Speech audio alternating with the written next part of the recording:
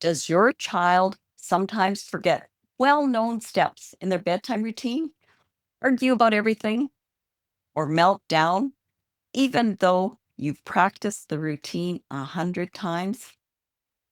In this video, I'll explain how the brain's planning and organizing center, the prefrontal cortex, runs out of steam at night and what you can do to support it.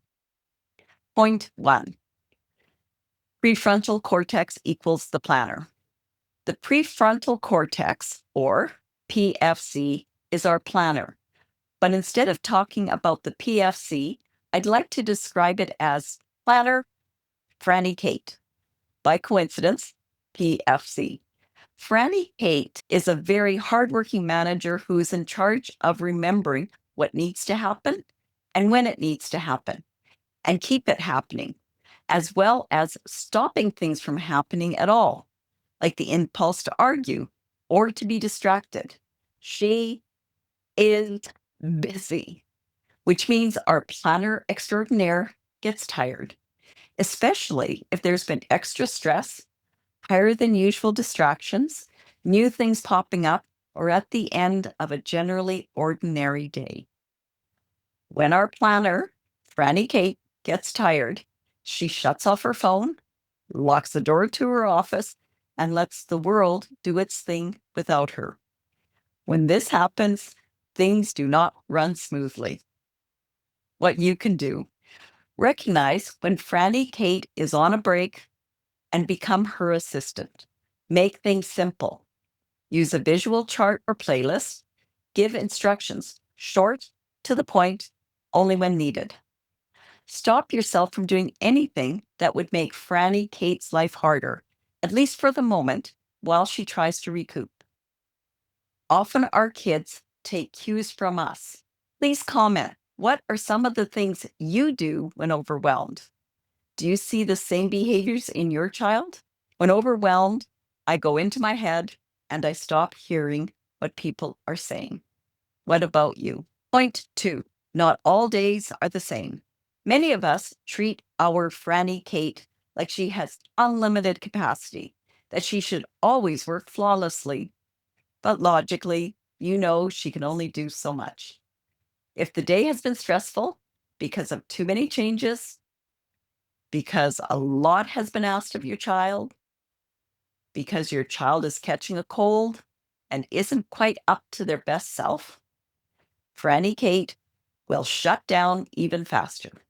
That's why a child who handled the routine fine yesterday may appear to forget everything after a stressful day. What you can do: be aware of the type of stress level your child has been under during the day and match their stress level to your support during a bedtime routine. If they've had a high stress day, then give them a higher level of support in their bedtime routine. When they have had a normal or great day, reduce the support needed so they can continue to grow in their independence. Point three, planner off, chaos on. I call Franny Kate the planner extraordinaire because when she isn't available, complete collapse is a possibility. Chaos. And it's happening in your child's brain. Your child isn't resisting or being willfully defiant. Their brain is running amok without anyone to guide it. What you can do: when you see that Franny Kate has tossed her phone into the garbage and barricaded her door, keep routines short, consistent, and have reminders. Don't expect the brain to do the heavy lifting at night. Let tools like charts or one-word reminders, for example, pajamas, teeth, guide the flow. Depending on your child's abilities, afterwards explain to them what happened so they can spot it in the future and have a better understanding when it happens again. Perhaps come up with a backup plan, such as a quick way to calm the body and reduce the chaos. If you need quick calming ideas, check out my free resource below. Once regulation and control is reintroduced, then options and logical thought re-enter the picture.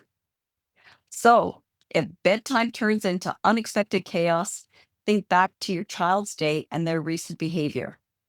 It could be they feel overwhelmed and their ability to plan just isn't there. In other words, Franny Kate has left the building. The good news is, on those days, you can be the planner and give the needed support with shorter steps, external reminders, and calmer transitions. So far in this series, we've spoken about our planner, the alerting system, our alarmist, and our internal clock. In our next video, I'll bring all the puzzle pieces together and show how they overlap and support or obstruct relaxation and sleep. Watch it now.